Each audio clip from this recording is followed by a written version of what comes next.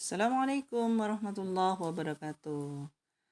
Alhamdulillah, Allahumma salli ala Sayyidina Muhammad wa ala ali Sayyidina Muhammad. Semoga Allah melindungi anak-anak kelas 5 senantiasa sehat dan tetap semangat. Sekarang kita belajar tentang fikih bab haji. Bab haji ini agak panjang, jadi pelan-pelan. Diingat-ingat istilah-istilah baru yang terdapat di dalam bab haji ya. Insya Allah bisa. Oke, coba jelaskan arti dari gambar ini sayang. Nah, kita sudah familiar ya. Seringkali kita melaksanakan manasik haji di sekolah setiap tahun kalian ya. Itu adalah gambar Ka'bah yang ada di Masjidil Haram. Oke, di Mekah. Arti hukum dan syarat haji. Artinya ya, secara bahasa, haji berarti pergi menuju tempat yang diagungkan. Nah, secara istilah itu haji berarti sengaja mengunjungi Ka'bah di kota Mekah untuk melaksanakan ibadah haji dengan syarat tertentu. Nah, yang kita akan pelajari itu syarat-syarat tertentu itu. Jadi kalau haji itu ada aturan-aturannya ya. Mulai dari pakaiannya, waktunya, caranya, dan sebagainya. Kita akan pelan-pelan mempelajari. Kewajiban melaksanakan ibadah haji terdapat dalam surat Ali Imran ayat 97.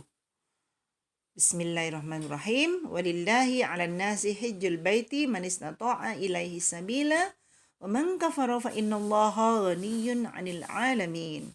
Dan di antara kewajiban manusia terhadap Allah, sekali lagi, kewajiban manusia terhadap Allah adalah melaksanakan ibadah haji ke Baitullah. Ya. Yaitu bagi orang-orang yang mampu, di garis bawah yang mampu, mengadakan perjalanan ke sana. Barang siapa mengingkari kewajiban haji, maka ketahuilah bahwa Allah Maha Kaya, tidak memerlukan sesuatu dari suatu alam. Ya. Hak haji wajib dikerjakan dengan segera bagi muslim yang cukup syarat. Ini terus diingat-ingat sayang, cukup syaratnya dan mampu untuk menunaikan ibadah haji. Kalau tidak dilakukan maka berdosa. Kalau sudah cukup syarat dan dia mampu tapi tidak dilakukan ya berdosa. Ya. Seperti dalam hadis yang diriwayatkan oleh Ibnu Abbas. Rasulullah bersabda, "Ta'ajjulul ilal hajj fa innal ahadakum la yadri ma ya'ridulah."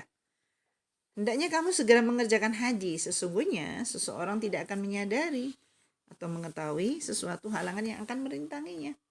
Sudah cukup dan syaratnya cukup dan mampu segera laksanakan. Nah, adapun dimulai kewajiban haji ada yang menyatakan sejak tahun ke-9 Hijriah. Ya, ada yang mengatakan tahun ke-6. Tahun ke-6 Hijriah itu ketika itu Rasulullah sempat semacam umroh ya, belum haji ya, umroh waktu itu. Kemudian terjadinya perjanjian Hudaybiyah itu loh sayang, nggak bisa masuk. Tahun berikutnya Rasulullah baru bisa mendatangi Mekah ya. Kewajiban melaksanakan haji itu adalah satu kali seumur hidup bagi Islam yang mampu. Satu kali ya.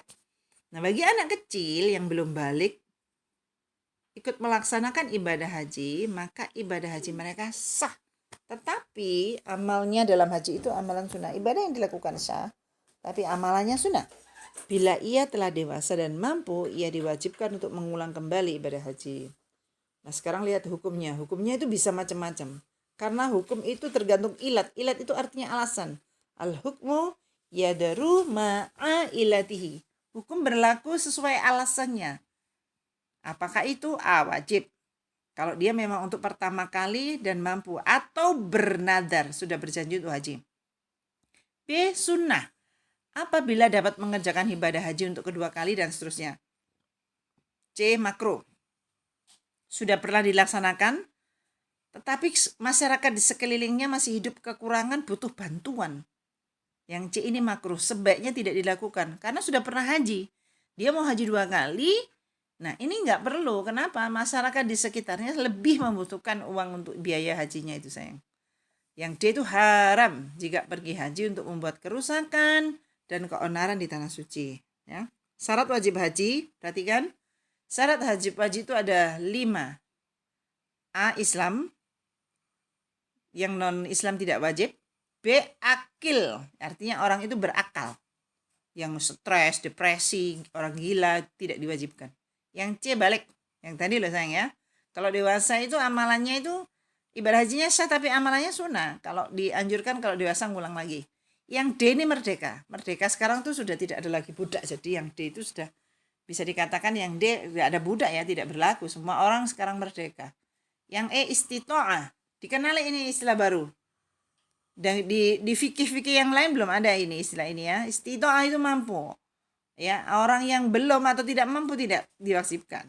Ya, meskipun sudah balik tapi dia tidak cukup umur karena tidak punya biaya untuk ke sana, untuk perjalanan dan seterusnya, ya tidak wajib. Pengertian istito'ah, mampu itu adalah satu mampu dari sisi jasmani dan rohani. Artinya jasmaninya mampu, rohaninya juga sudah siap.